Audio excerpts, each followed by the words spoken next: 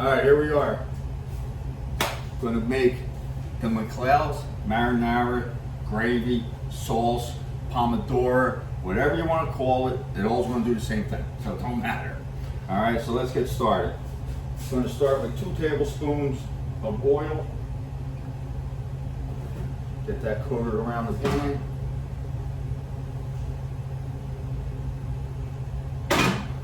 There, we're going to add our onion. Listen to the sizzle. There, Scott. I sure do. Let that saute for like 3-4 minutes. Not frying it, we're sauteing it. 3 or 4 minutes, then we add the garlic.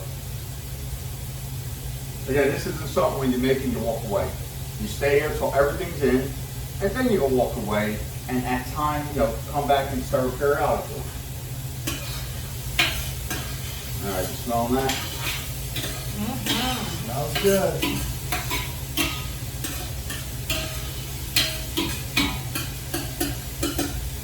We're going to soften up. Almost there. We'll add the garlic in a minute. So we have fresh chopped parsley, fresh basil, fresh thyme from the garden here. We have paste, garlic, salt, and pepper. And then the chopped tomatoes. Oh yeah. All right, we get the garlic in. Now you got a whole different flavor now. It's a whole different smell going to be coming.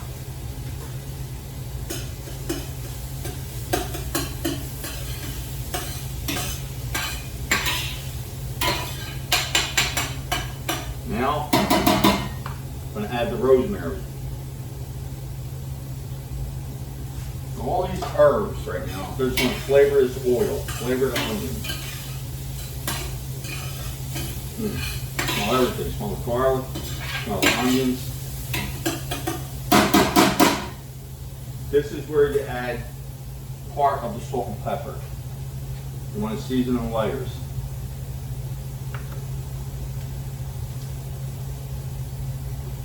Got the salt and pepper.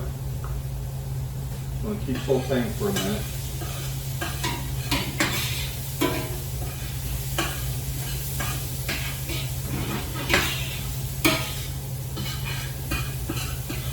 Smell that rosemary? Yeah, it's starting to come out already.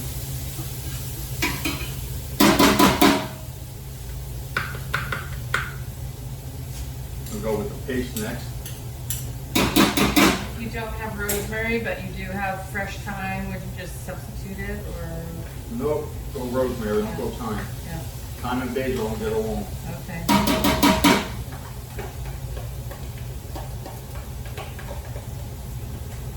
Now we fry this up for about 2 minutes or so. Get it all incorporated with the herbs in there.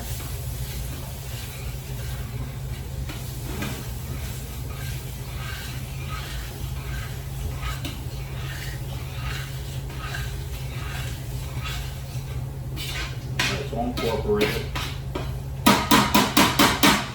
Let it sit here and fry. Now bring it over a second. Keep it on there. Just take a look, and that's what it should look like. Everything's incorporated. We're going to let this fry for a minute, and then we're going to add the crushed tomatoes. But now all these flavors are incorporating together right now. That's what it's done. All right.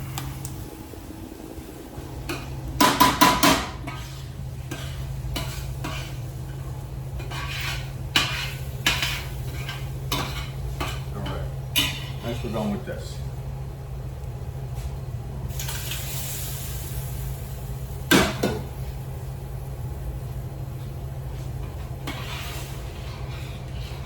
Now you make sure you mix it all together really well. Get it all mixed in together.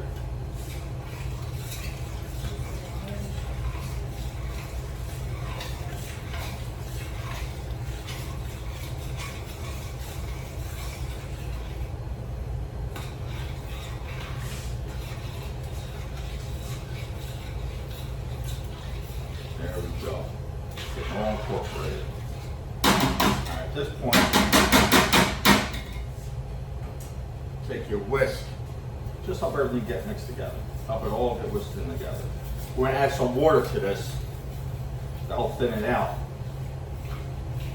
Right now, this is looking good. Alright, so our water's back. We're gonna put half the can right now. You always add the other half. It's all incorporated.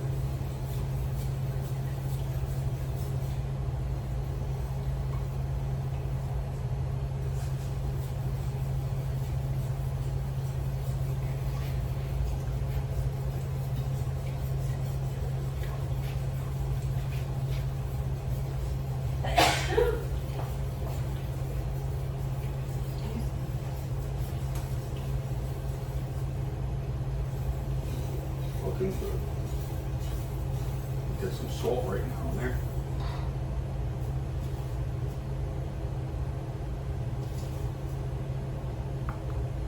One more black pepper.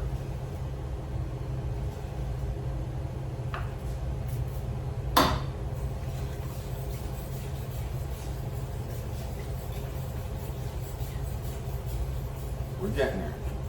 A little more water now. If you put all the water at once, you'll never be able to get it all incorporated. It'll be a mess. That's why you go at this pace.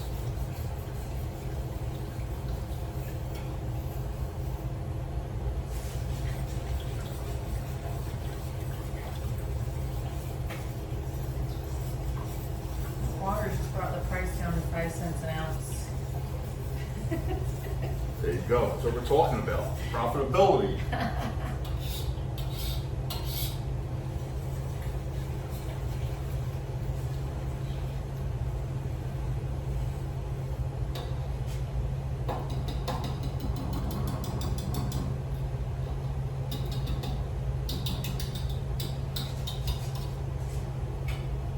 Alright, so now let this go for a couple minutes.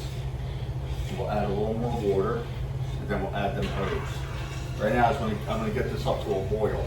Once we get it up to a boil, once it's up to a boil, then we just lower it to a simmer. And we want to let it go for an hour to an hour and a half, and that's it. At least an hour and a half is perfect. So actually, once it's done cooking, I have a couple questions. So, sorry, I'm the peanut gallery here. So we gave you a rustic crush because that's what we use. But would you prefer a smoother tomato in here? Or? So what I do is I usually do a puree.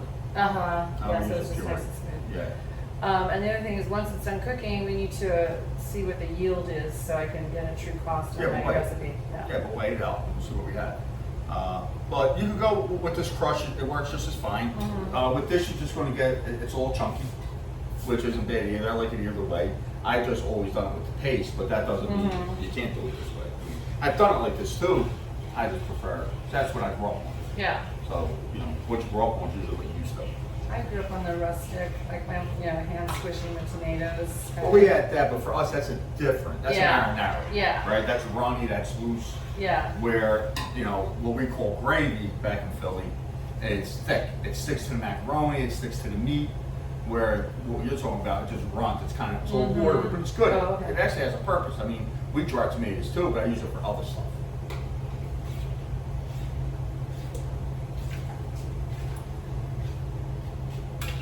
So now we're just gonna wait, let this come up to a boil.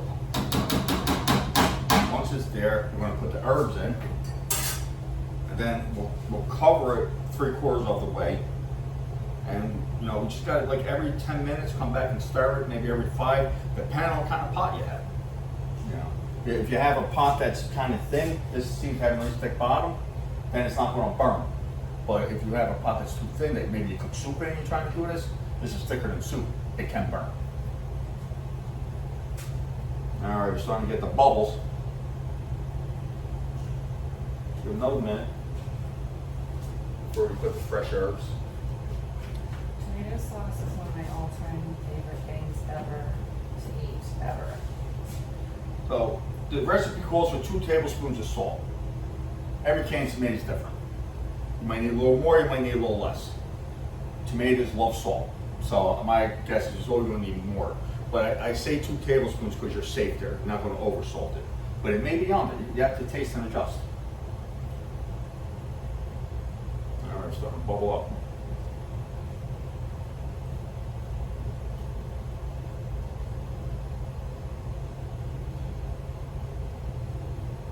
All right, we'll go with the parsley. And we'll go with the fresh basil.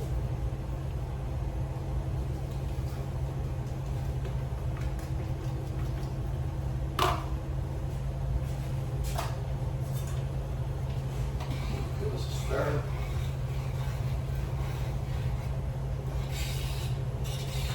Get everything incorporated together.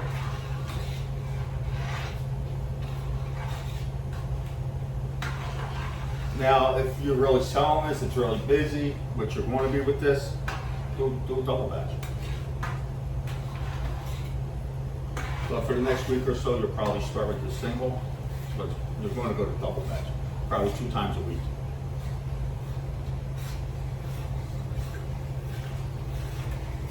And it's good for 7 days in the fridge?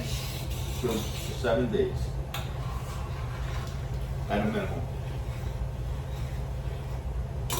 A lot of people bake them at 10 days.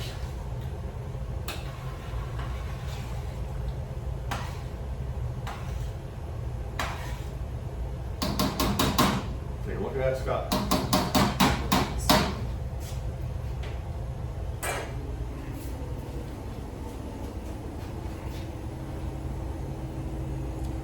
That's what a gravy looks like.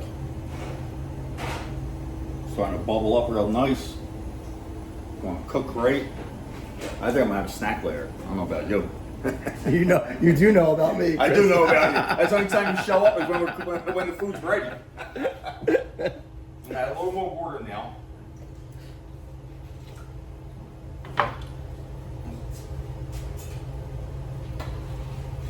And then I have like an eighth of a can of water left. I'll add that later. Probably in a half hour. Because the water cooks out, so you want to just keep adding it. That's it. All right, so we're going to let this go. And, we'll show you the finished project. It's kind of going to look the same, it's just going to be done.